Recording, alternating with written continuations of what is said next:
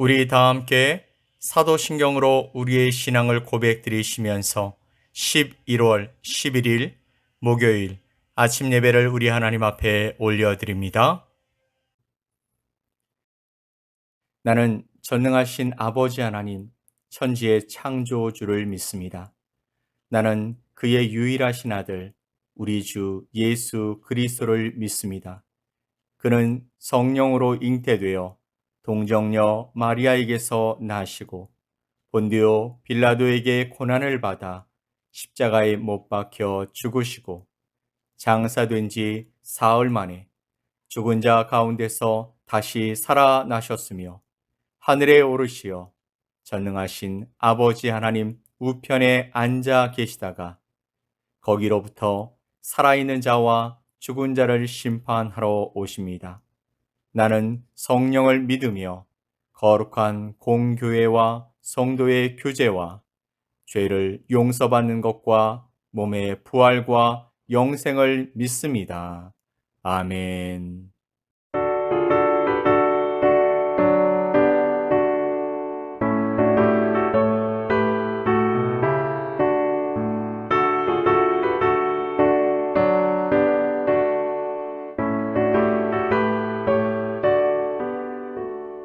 주의 발자취를 따르미 어찌 즐거우리라닌가. 맘에 맑은 하늘 열리고 밝은 빛이 비친다. 발자취를 따라가자 기쁜 마음으로. 발자취를 따라가자 찬송하며 즐겁게. 주의 발자취를 따르미 어찌 행복한 일아닌가. 맘의 악한 생각 사라져 밝은 마음 싹든다. 발자취를 따라가자 기쁜 마음으로. 발자취를 따라가자 찬송하며 즐겁게. 주의 발자취를 따르미 어찌 든든한 일아닌가. 맘의 두려움은 사라져 새로운 힘 솟는다. 발자취를 따라가자 기쁜 마음으로. 발자취를 따라가자 찬송하며 즐겁게.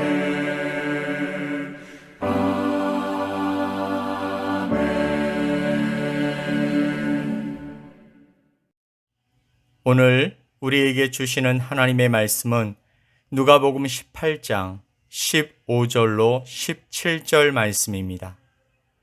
누가복음 18장 15절로 17절의 말씀을 우리 함께 보겠습니다.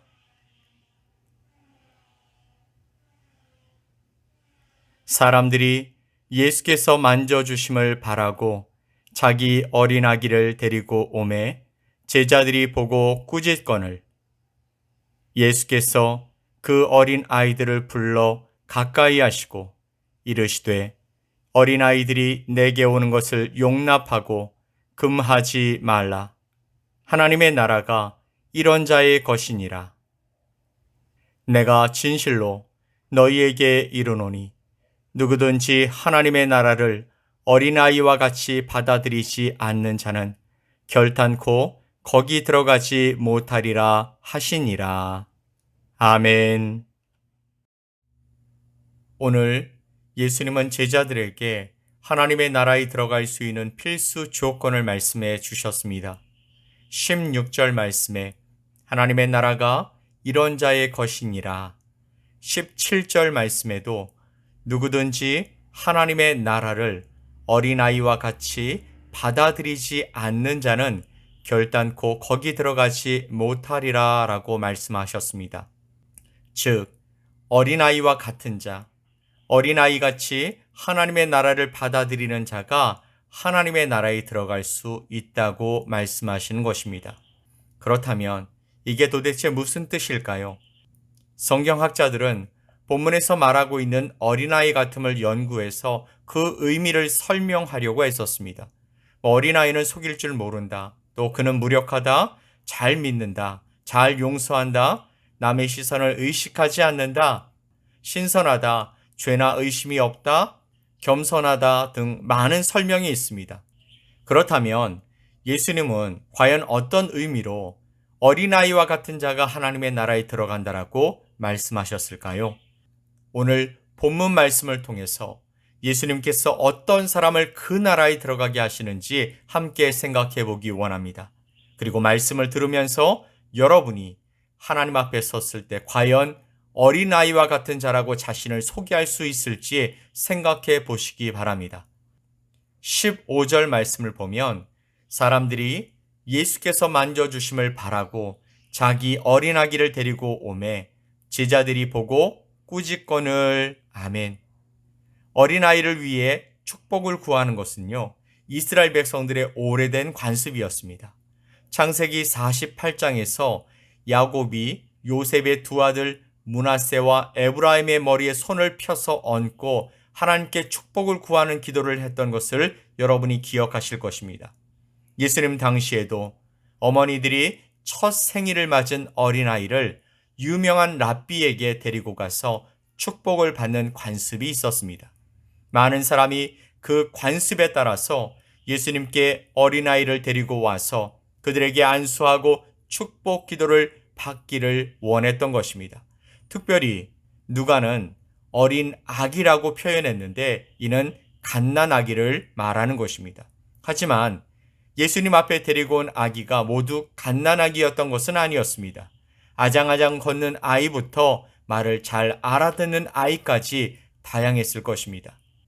그렇게 많은 사람들이 아이를 데리고 예수님께 왔기 때문에 아마도 줄이 길게 늘어섰을 것이고 모두가 예수님의 축복을 기대하면서 기뻐했지만 제자들은 마냥 기뻐할 수 없었습니다. 마태복음 19장 13절 말씀에 그때의 사람들이 예수께서 안수하고 기도해 주심을 바라고 어린 아이들을 데리고 오매 제자들이 꾸짖거늘이라고 말씀하십니다. 예수님께서 중요한 가르치심과 특별한 사역을 하기에도 시간이 모자란데 별로 중요하지 않은 아이들에게 시간을 많이 빼앗기는 것은 낭비라고 생각했을 것입니다. 당시에 유대인 가정에서 서열상 1위는 아버지, 2위는 어머니, 3위는 자녀였습니다. 아이는 가장 낮은 서열이었던 것이죠. 또한 아이는 자라서 가정의 보탬이 되기 전까지는 거의 기여하지 않는 존재라서 그렇게까지 중요한 존재로 여겨지지 않았습니다. 그렇게 중요하지 않은 아이를 하나하나 안고서 머리에 안수하고 축복 기도하는 수고가 제자들에게는 못마땅하게 생각되었던 것입니다. 그래서 줄지어선 그들을 꾸짖었던 것이죠. 귀찮은 존재를 내쫓듯이 우리 선생님께서 이런 보잘것없는 아이들까지 다 용납하여야겠느냐며 막아섰을 것입니다. 하지만 예수님의 생각은 제자들의 생각과 달랐습니다. 예수님께서 이렇게 말씀하시죠. 예수께서 그 어린 아이들을 불러 가까이 하시고 이르시되 어린 아이들이 내게 오는 것을 용납하고 금하지 말라. 하나님의 나라가 이런 자의 것이니라. 아멘. 예수님은 그들을 귀찮아하지 않으셨고 그들이 중요하지 않다 생각지 않으셨습니다. 그리고 그들을 사랑하셨기 때문에 어린아이를 불러 자기 앞으로 오게 하셨습니다. 그리고 제자들에게 말씀하십니다. 어린아이들이 내게 오는 것을 용납하라. 어린아이들이 내게 오는 것을 금하지 말라. 2번 반복해서 제자들이 어린아이들을 막는 것을 강하게 꾸짖으신 것입니다. 마가는 예수께서 노하시며 말씀하셨다라고 말하고 있습니다. 그러면 예수님은 왜 화가 나셨을까요? 예수님은 제자들이 어린아이를 하찮게 여겨서 예수님께 나오는 것을 용납하지 않는 것에 대해서 노하신 것입니다. 어떤 면에서 제자들은 교만한 생각을 품고 있었을 것입니다. 아이들에 비해서 자신들이 더 높고 중요하다라고 생각했을 것입니다. 하나님의 일을 하는 우리들보다 못하다고 생각하는 그 마음이 그들 가운데 있었던 것입니다. 이것은 예수님의 말씀하신 비유 속 바리새인들과 같은 것입니다. 하나님이여, 나는 다른 사람들과 같지 아니함을 감사하나이다. 우리는 지난 시간 하나님 앞에서 의롭다 하심을 받은 사람이 겸손히 자신을 돌아보고 가슴을 치며 죄의 용서를 구했던 세리였다는 사실을 확인했습니다. 교만한 바리새인의 기도는 하나님이 응답하지 않으셨다라는 것이죠. 오늘 본문은 그 가르침을 실제로 보여주는 좋은 본보기입니다. 그렇게 심령이 가난한 자가 복이 있는 것입니다. 왜냐하면 천국이 그들의 것이기 때문이죠. 자기 영혼의 가난함을 아는 자, 하나님 앞에서 너무나 모자라고 완전히 궁핍한 영혼의 상태를 철저히 깨달은 자에게 하나님이 당신의 나라를 주시는 줄 믿습니다. 아멘. 이것이 예수님이 말씀하신 첫 번째 어린아이 같은 자의 특징입니다. 부모가 없이 아무것도 할 수 없고 아무것도 가진 것 없고 그래서 생존 자체가 힘들어지는 철저하게 부모에게 의존적인 어린아이의 모습이 하나님 앞에서 나 자신의 모습이라는 것을 아는 사람, 즉 겸손한 사람이 되어야 한다라고 말씀하고 계시는 것이죠. 자, 이제 어린아이 같은 자의 두 번째 특징을 살펴보면 17절 말씀에 내가 진실로 너희에게 이르노니 누구든지 하나님의 나라를 어린아이와 같이 받아들이지 않는 자는 결단코 거기 들어가지 못하리라 하시니라. 아멘. 예수님은 여기서 정말 중요한 말씀을 하셨습니다. 결단코 천국에 들어가지 못하리라. 예수님의 이 단호한 말씀은 하나님 나라에 들어가기 위해 반드시 갖춰야 할 자세를 강조하신 것입니다. 즉, 하나님의 나라를 어린아이와 같이 받아들이는 사람이 되어야 한다라고 말씀하신 것이죠. 하나님 나라를 어린아이와 같이 받아들인다는 것은 도대체 무슨 뜻일까요? 시편 131편의 다윗의 고백을 보면 이렇습니다. 여호와여, 내 마음이 교만하지 아니하고 내 눈이 오만하지 아니하오며 내가 큰 일과 감당하지 못할 놀라운 일을 하려고 힘쓰지 아니하나이다. 실로 내가 내 영혼으로 고요하고 평온하게 하기를 젖된 아이가 그의 어머니 품에 있음 같게 하였나니 내 영혼이 젖된 아이와 같도다. 이스라엘아, 지금부터 영원까지 여호와를 바랄지어다. 아멘. 1절 말씀에서 다윗은 자신을 겸손히 낮춥니다. 마음의 교만을 제하고 눈의 오만을 빼냅니다. 자신이 이룬 큰일, 업적을 내세우는 등 자신을 높이는 일을 하지 않았습니다. 이것이 바로 어린아이와 같은 겸손의 모습인 것이죠. 2절 말씀에서 다윗은 어린아이와 같이 하나님을 받아들이기 원했습니다. 젖된 아이가 어머니 품에서 어머니를 완전히 믿고 의지하여 평안을 누리는 것처럼 하나님 앞에서 자기 영혼이 젖된 아이와 같이 평안하다라는 것이죠. 하나님을 온전히 바라고 철저히 믿어 그 안에서 평안을 누리는 것입니다. 이것이 예수님이 말씀하신 어린아이와 같이 하나님을 받아들이는 모습인 줄 믿습니다. 그리고 다윗은 3절 말씀에서 이스라엘 모든 백성을 불러 지금부터 영원까지 여호와를 바라라 라고 권면합니다.